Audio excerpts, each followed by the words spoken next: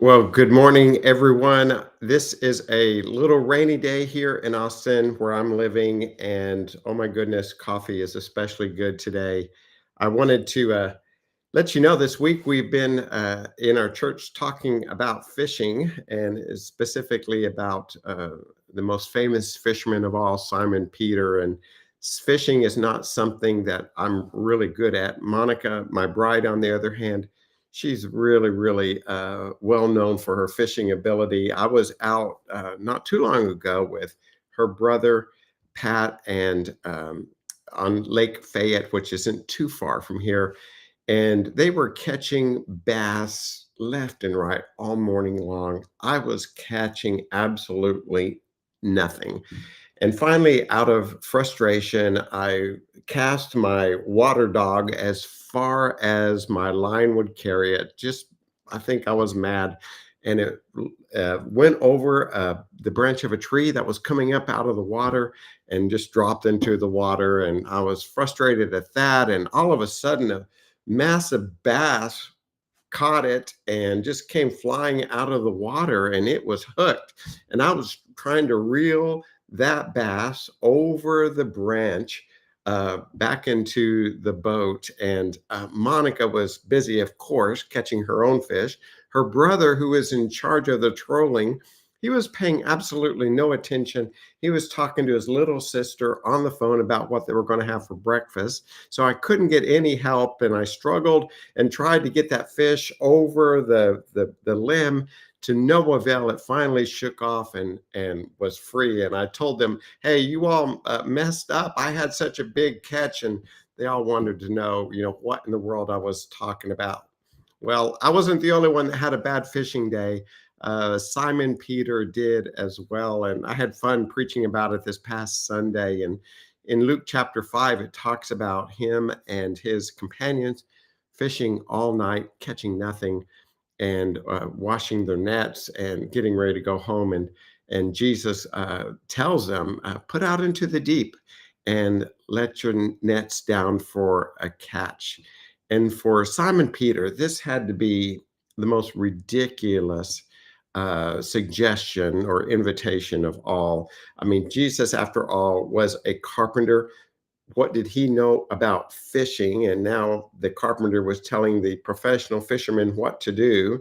And Peter had thought, I know in his heart, "Hey, we've been up all night washing the nets." In fact, he tells Jesus, "Master, we've been up all night long, but have caught nothing."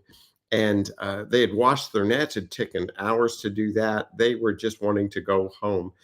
But yet, for some reason, Peter decided, despite how ridiculous the suggestion sounded, that he would do it. Our scripture reads, "Yet if you say so, I will let down the nets." What beautiful words. And Peter and his companions let down the nets, and they caught so many fish that they had to yell to James and John in the other boat to come help them pull up the nets. And there were so many fish that the boats began to sink. What a beautiful story. And it doesn't end there. Peter ran up to Jesus and he fell at his knees and said, "Go away from me, for I am a sinful man."